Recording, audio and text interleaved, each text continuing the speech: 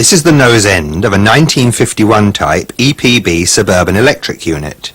The coupling, brake and electrical connections on this unit are common to all EP brake stocks on Southern Region. Here's Dave Tomlin to show us what's what. This is the train brake pipe. It's coloured red. This is the main reservoir pipe, coloured yellow, has a star valve. Dual air cock at the top is closed at the moment, stopping air coming into these pipes. To the left of the main reservoir is the 27-pin receptacle.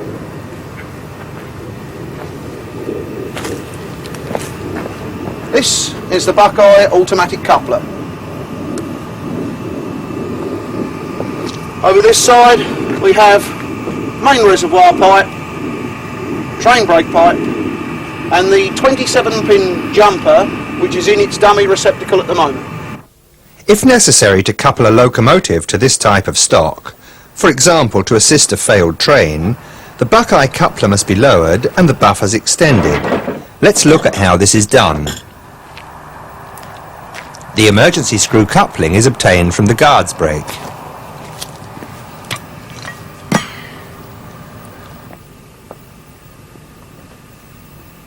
Open the jaws of the Buckeye coupler.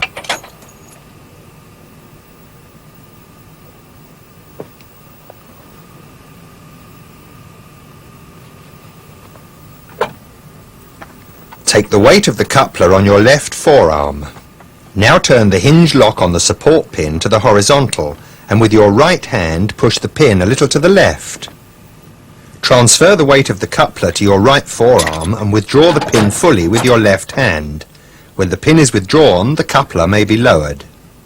Do not forget to replace and lock this pin once the coupler has been lowered.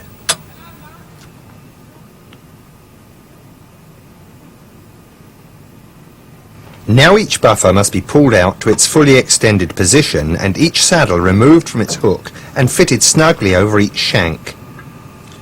You must ensure that the saddle is located under the three lugs at the rear of the buffer and that it is properly home against the buffer shank.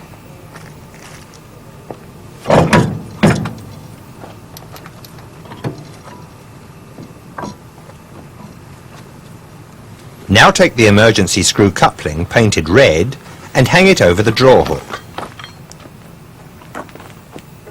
You are now ready to couple the locomotive or other vehicle fitted with draw hook and side buffers. However, remember, the emergency coupling must be used, not the locomotive coupling. Now let's restore the unit to its normal condition. Remove the emergency screw coupler from the draw hook. Now unlock and withdraw the hinge support pin with your left hand, just sufficient to clear the draw hook. Lift the Buckeye smartly and take the weight on your right forearm. Raise the coupler slightly above horizontal and push the pin to the right. Still taking the weight of the coupler, push the pin fully home and check that the hinge end locks are in the vertical position.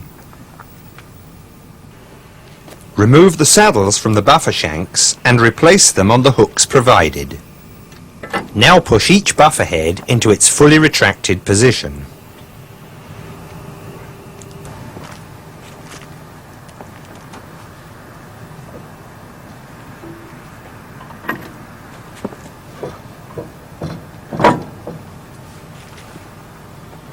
The unit is now ready to be coupled to another unit.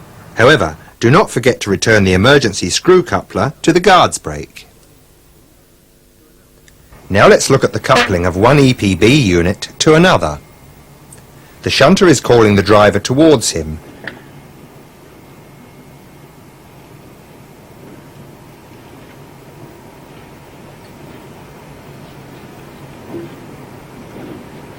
As the unit nears the stationary train, the shunter gives the driver the slow down hand signal.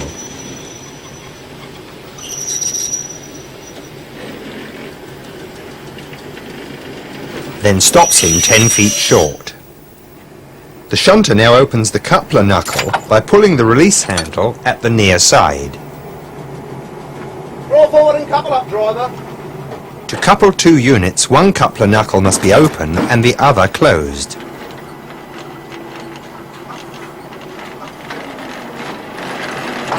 Once the coupling has taken place, the driver will carry out a pull-away test by taking power in reverse.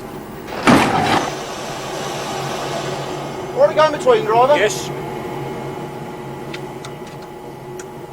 Place one foot on each of the treads above the buffers. Release the 27-way control jumper from its dummy socket and locate it in the receptacle on the other unit.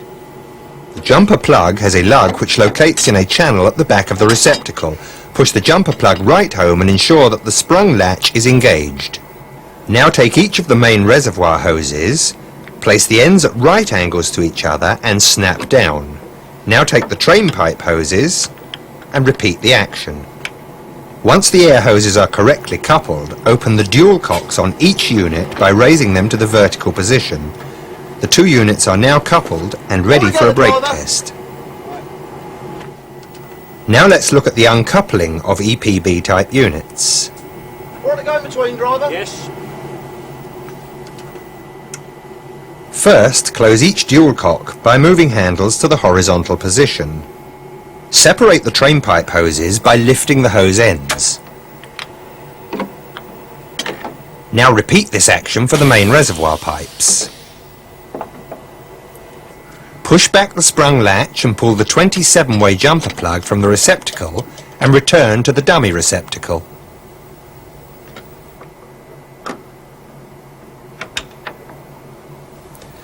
Climb down and smartly pull the coupler release handle.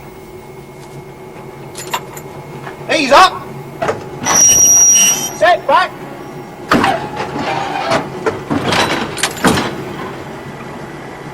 Stop!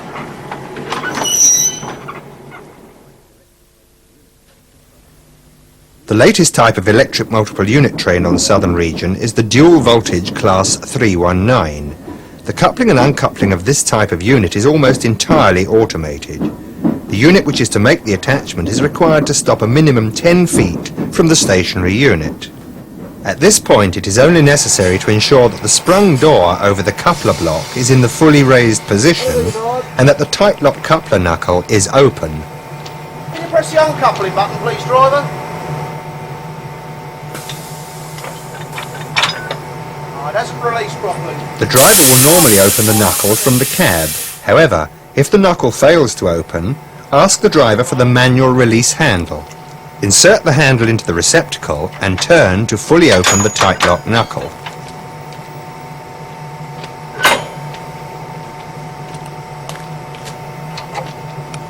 Thank you.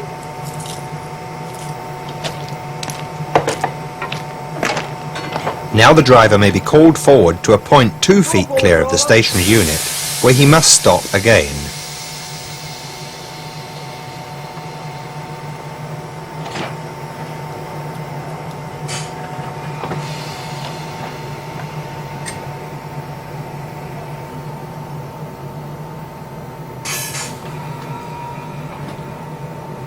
Draw forward and couple up, please, driver.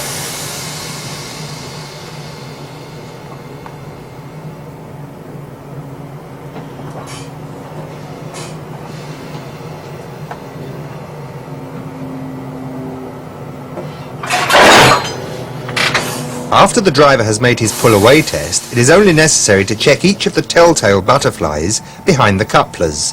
These butterflies should have daylight visible behind them. If both are not fully raised, the units have not properly coupled. Thank you, driver, all together. Will you press the coupling button, please? Air and electrical connections are now made between the units. The brake must now be tested. Press the uncouple button, please, driver. To uncouple two Class 319 units, the driver simply depresses the uncouple button and pulls away. If, however, the coupler fails to release, it may be necessary to ease up. Ease up and press the uncouple button again, please, driver.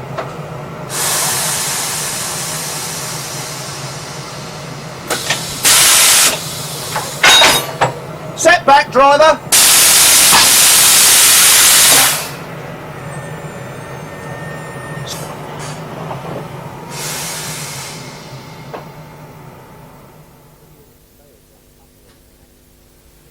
If the units fail to uncouple automatically, it will be necessary to obtain the tight lock release lever from the driver.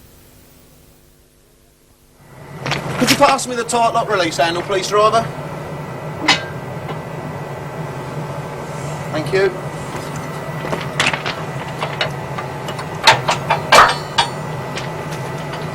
Ease up, driver.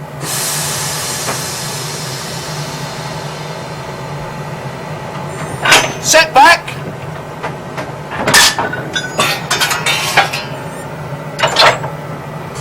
Stop.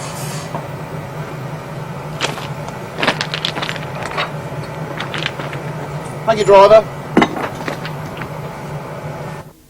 Let's have a look at the Class 319 coupler in detail.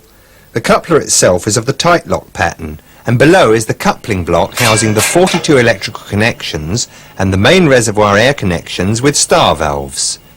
After uncoupling, the coupler block cover must return to the fully raised position, closed against the rubber seal. If not, rainwater can enter, causing earth faults, and difficulties can arise when the next attachment is made. Only drivers are normally permitted to couple and uncouple these units. After coupling, it is the driver's responsibility to check the coupler butterflies.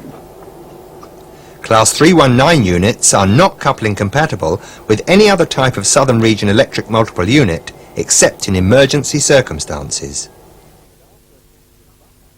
To sum up, remember that after attaching Buckeye fitted units, the telltale pin on top of the coupler must be in the fully lowered position.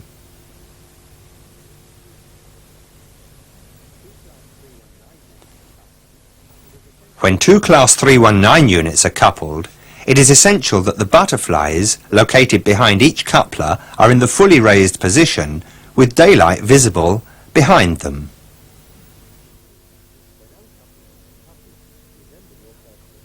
When uncoupling and coupling, remember your personal safety. Wear high visibility protective clothing. When dropping Buckeyes or handling emergency screw couplers, wear protective gloves. Stand clear of the 4-foot way and never go between vehicles without informing the driver. Beware of the conductor rail.